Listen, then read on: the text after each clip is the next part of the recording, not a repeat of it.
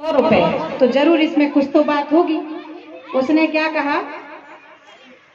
कि 100 नहीं, हम 200 में देंगे। जयकारा शेरावाली दा बोल साचे दरबार की जय। तो उसने कहा हम 100 में नहीं, हम 200 में देंगे। तो व्यापारी ने कहा कि नहीं, हमें 100 में ही चाहिए, हम 100 में नहीं। अच्छा ठीक है, 150 ले लो। उसने कहा नहीं। अब गधे के मालिक को पता पड़ गया कि जरूर इसमें कुछ बात है, लेकिन लालच दोनों के मन में था। व्यापारी सेठ सोच रहा था कि कम से कम में मिल जाए, और गधे के मालिक में ये लालच था कि हमें ज्यादा से ज्यादा मिल जाए।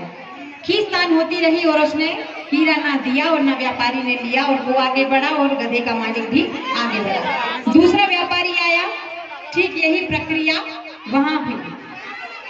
और जो दूसरा व्यापारी था, दूसरा व्यापारी थोड़ा ज्यादा बुद्धिमान था।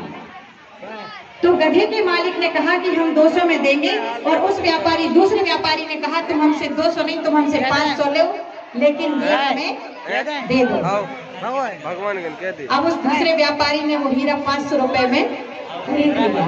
लेकिन जो पहला व्यापारी ताना तानी करके बिना लिए चला गया था, अब उसके मन में एक बात चल रही थी कि कोई बात नहीं, 200 ही तो मांग रहा था, लेकिन वो हीरा तो 200 करोड़ का है, चलो मैं उसको दे देता हूँ। लेकिन जैसे ही वो व्यापारी उसके पीछे आया, पता पड़ा कि वो हीरा तो बिक गया। कहीं ये हम तो नहीं कर रहे हैं?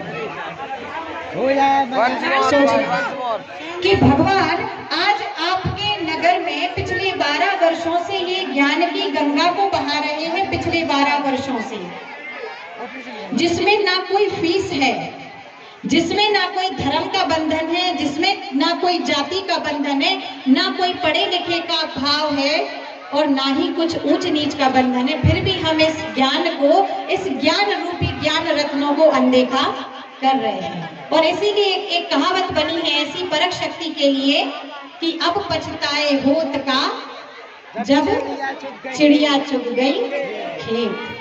तो प्यारे भाइयों बहनों, कहीं ये कहावत आपके जीवन में चरितार्थ ना हो जाए, इसके लिए आपको जो ये समय मिला है, इस समय को परखें और इस परख शक्ति को बढ़ाएं, और इस ज्ञान के द्वारा अपने जीवन में निश्चित तौर पर दिन प्रतिदिन उन्नति करते चले।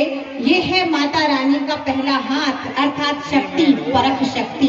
दूसरी शक्ति आती है निर्णय शक्ति, जिसको हम अगली प्रस्तुति के बाद सुनेंगे। और अभी हमारे बीच में सोम भैया आ रहे हैं अपनी प्रस्तुति को लेकर के। जोरदार तालियों के साथ सोम भैया का हम स्वागत करते हैं।